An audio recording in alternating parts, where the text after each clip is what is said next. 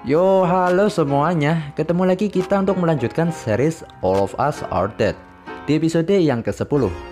Gimana rasanya ya ketika emak kita yang datang menjemput kita malahan dia harus celaka?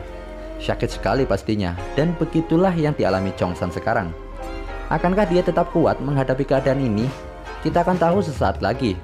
Oke lah, seperti biasa tanpa basa-basi panjang lebar kali tinggi, langsung saja kita gas kuy. How you like that? You gon' like that?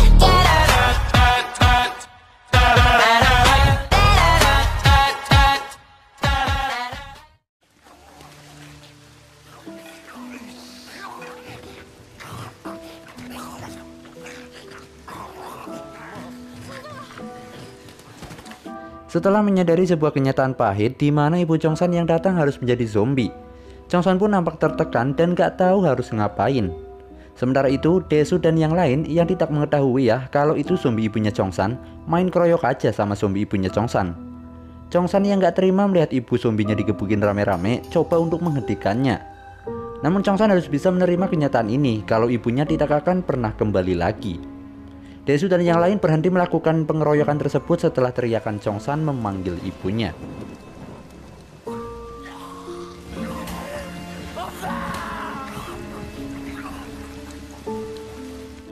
Karena kegaduhan tadi, para zombie pun mulai terpancing datang menuju mereka. Akhirnya, dengan berat hati Chongsan pun harus meninggalkan ibunya, yang kini tak lagi sama.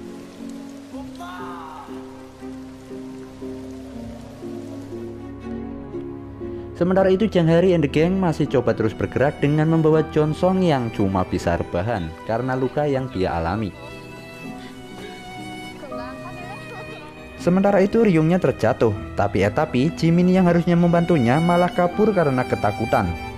Untung saja Wujin datang di waktu yang tepat. Nah, kejadian itu dilihat juga oleh Jang Hari, yang akhirnya bisa bertemu dengan Wujin, adiknya sendiri.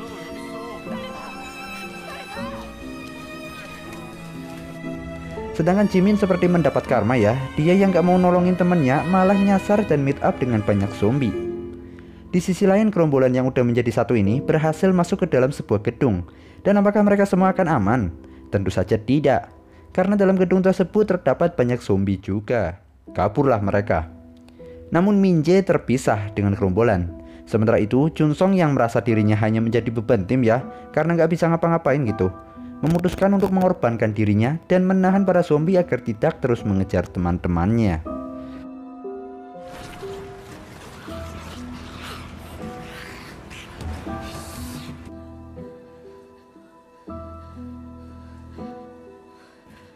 Mereka pun masuk ke ruang peralatan olahraga, yang dimana Desu pun akhirnya meminta maaf kepada Chongsan karena telah gebukin ibunya Chongsan.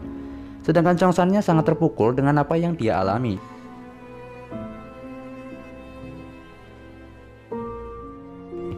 Di tempat lain, Jimin yang nyasar cuma bisa nangis di antara banyaknya zombie, hingga akhirnya dia pun tergigit juga.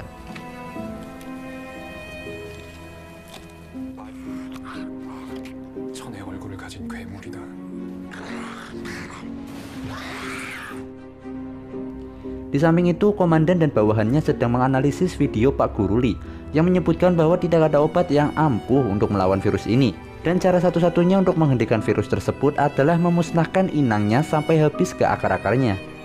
Komandan pun mendapat kabar bahwa darurat militer akan diperluas. Itu membuat komandan mulai risau ya, karena itu berarti keadaan jadi semakin parah. Komandan pun memerintah untuk memperkuat blokade di perbatasan kota Hyosan, dan harus mengorbankan kota Hyosan apabila ada blokade yang jebol nanti.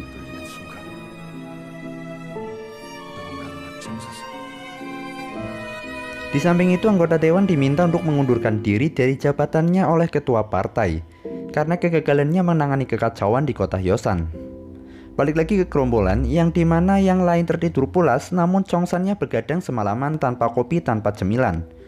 Chongsan pun terus-terusan memikirkan apa yang menimpanya dan bagaimana dia hidup ke depannya nanti. Dan di sini Onjo yang menunjukkan kepeduliannya ya, walaupun sebelumnya sempat kesel karena Chongsannya ngungkapin perasaannya. Onjo meminta Chongsan untuk tidak membicarakan apa yang terjadi padanya sekarang, tapi tunggulah beberapa hari lagi, beberapa minggu lagi, atau sampai kapanpun saat mereka sudah selamat nanti. Dan juga tidak boleh menyerah dalam keadaan apapun. Di tempat lain, bapaknya Onjo menyusuri gunung untuk menuju ke sekolahan dan mengikatkan tanda-tanda pada pohon sebagai petunjuk. Namun dia sempat terjatuh hingga akhirnya sentrinya pun tertinggal. Namra mulai merasakan kedatangan para zombie dengan baunya yang semakin kuat. Sementara itu, Wujin menanyakan ngapain kakaknya berada di sekolah, padahal kan ada pertandingan yang harus dia jalani. Janghari yang tidak mau membuat Wujin kecewa harus berbohong bahwa dia sudah menyelesaikan pertandingannya.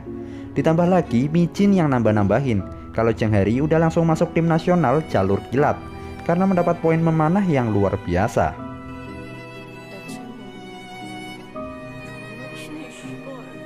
Tidak sampai di situ, Daesu pun ikut tampil dengan mengutarakan perasaannya terhadap Janghari yang sudah ada sejak dulu kala. Daesu pun kena tempeleng sama Janghari sesaat setelah itu.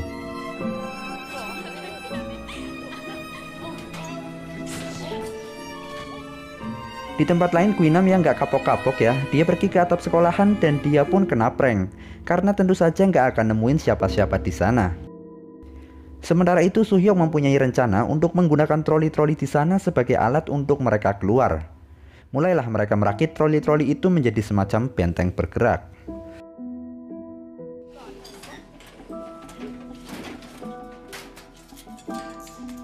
Namun masalah muncul lagi ketika Mijin menginginkan agar benteng tersebut dibuat secara tertutup di bagian atas, sedangkan Junyong menginginkan agar tetap terbuka supaya mereka dapat lebih leluasa dalam bergerak. Adu bacotlah mereka berdua. Mereka baru mau berhenti ketika Namranya mulai ngamuk. Akhirnya dibuatkanlah pemilu yang pada hasilnya lebih banyak yang memilih sependapat dengan Junyong. Junyong pun memimpin rencana tersebut dan akan bertanggung jawab jika ada hal yang buruk terjadi pada mereka.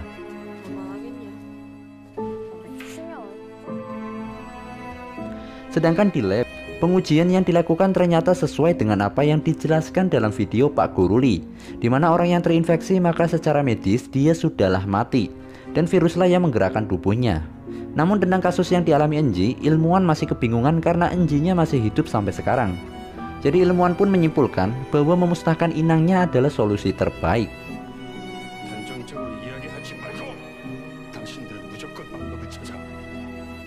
Komandan semakin merasa terpojokan untuk membuat sebuah keputusan karena blokade yang baru saja dibuat malahan sudah jebol.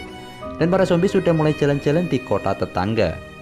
Balik lagi ke gerombolan di mana Chongsan menemukan sebungkus coklat yang sudah kadaluarsa. Tapi mau bagaimana lagi ya, namanya juga lapar. Mereka pun mendapat jatah satu potong gigitan kecil untuk setiap orang.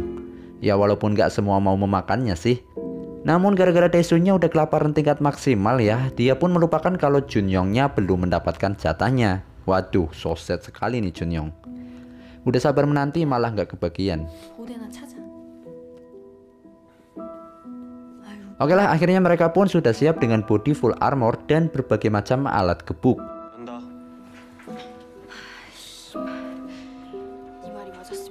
Keluarlah mereka dan membuat benteng bergerak. Seketika para zombie berbondong-bondong datang menghampirinya. Bersusah payahlah mereka untuk menggerakkan benteng tersebut karena lebih sibuk kedokin zombie yang coba meraih mereka.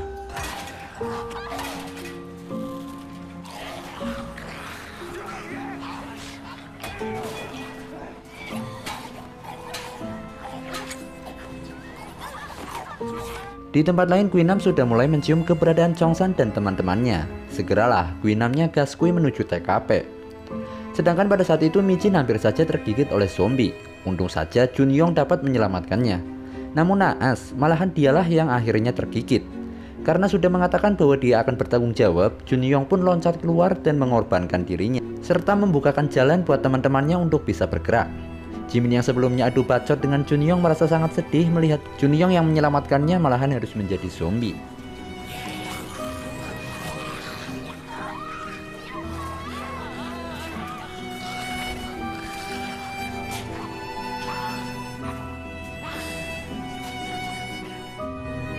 Di tempat lain, komandan mendapat informasi saat meeting bahwa kemungkinan terburuk dalam beberapa hari ke depan adalah zombie-zombie barbar ini akan sampai di pusat kota Seoul.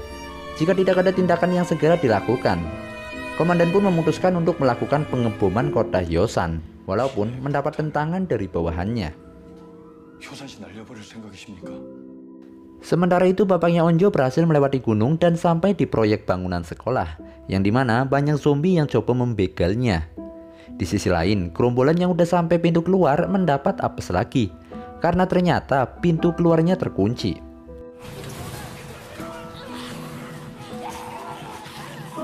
Sedangkan Guinamnya makin dekat menuju ke arah gerombolan. Onjo pun berulang-ulang kali coba mendobraknya, namun mana kuat. Hingga akhirnya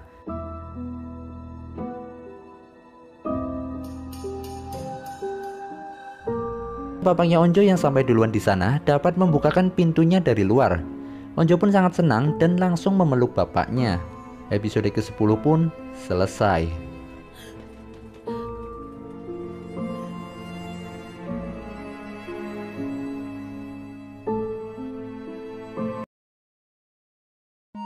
Yos, berakhir sudah untuk episode yang ke-10 dengan ending yang tidak sad lagi ya. Karena akhirnya bapaknya Onjo menepati janjinya untuk menjemput Onjo dan yang pasti mereka masih sehat walafiat. Namun semua ini belum berakhir karena pasti akan ada kejutan-kejutan di episode yang akan datang. So, tunggu kelanjutan episodenya di video yang selanjutnya. Ciao.